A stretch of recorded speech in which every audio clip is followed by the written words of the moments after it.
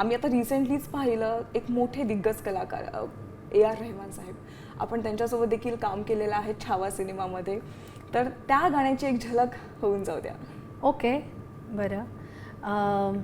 हो, कारण छावा हा आपल्या सगळ्यांसाठीच अत्यंत मानाची गोष्ट होती आणि माझ्यासाठी त्या चित्रपटात गायला मिळणं ही इतकी भाग्याची गोष्ट होती. ते सुद्धा साक्षात रहमान सरांनी कंपोज करावं, इतके सुंदर शब्द मिळाले की आपल्या महाराज सिंहासनाकडे चाललेत आणि तो जो ती जी वेळ होती त्या वेळेसाठी गायला मिळणं हे माझं भाग्य.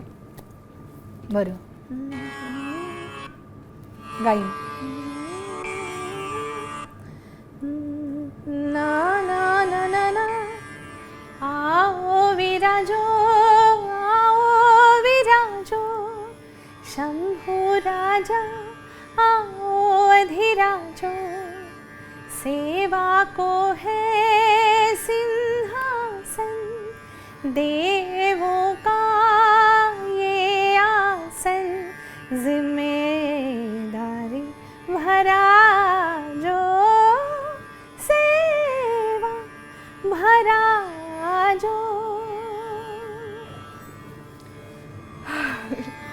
तू जेव्हा जेव्हा हे गाणं आता गात होतीस ना, मी पूर्ण डोळे बंद करून होते आणि इमॅजिनेशन आमची तीच झालेली की महाराज सिंहासनाकडे जात आहेत. खूप छान वाटलं हे ऐकून. आणि तुझा त्यावेळेचा अनुभव कसा होता? म्हणजे AR Rahman the biggest, AR Rahman म्हणून आपण त्यांना ओळखतो, जगप्रसिद्ध आहेत, त्यांच्यासोबत माझ्या मते पहिल्यांदाच मिळाली आहे का की याच्या आधी काम केलेलं आपण? 1997 मध्ये. बापरे. मी सगळ्यात आधी जर का काही गायले असेल सरांबरोबर, ताल नावाचा चित्रपट होता माहिती, आणि तेव्हा मी पण खूप नवीन होते, न्यूबी होते आणि इंडस्ट्रीचा अनुभव घेत होते.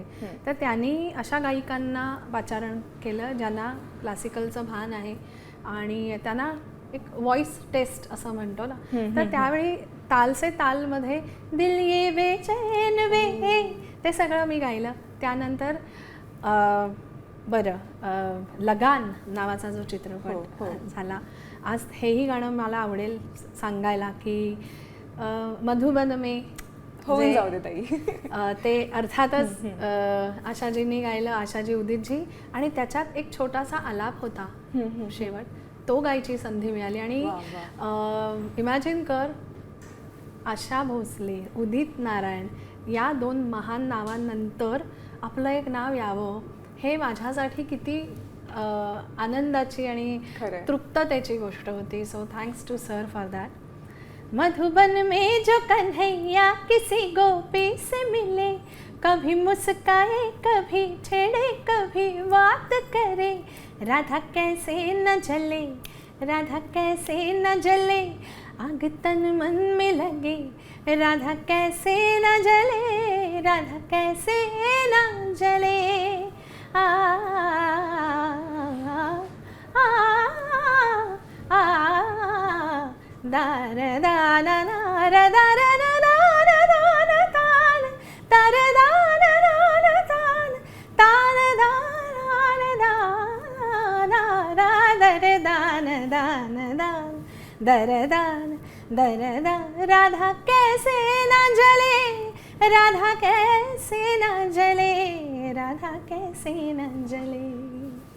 वा वा वा वा, खूप छान खूप छान. म्हणजे तुला 1997 पासून तू त्यांच्यासोबत काम केलेलं आहे. त्यानंतर लगान झाला, रांझणा झाला, साथिया झाला, छलका छलका, अगदी नुकतंच सांगायचं तर मैदान झाला. मैदान नंतर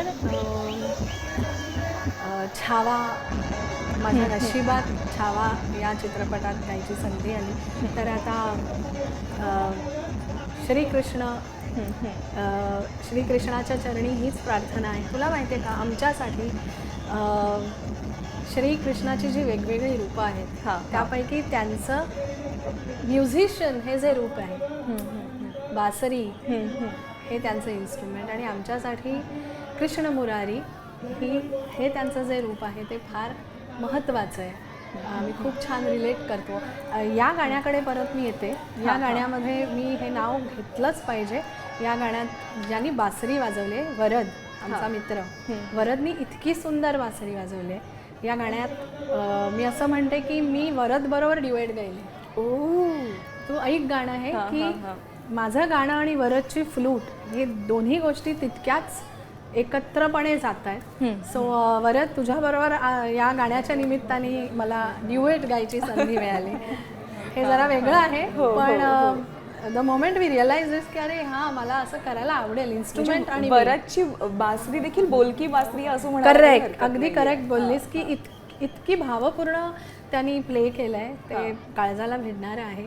आणि त्यावर एक क्लासिकल पोर्शन आहे म्युझिकमध्ये, ज्याच्यावर परत मी आमच्या राधेचं नाव घेईन. फार सुंदर नाच.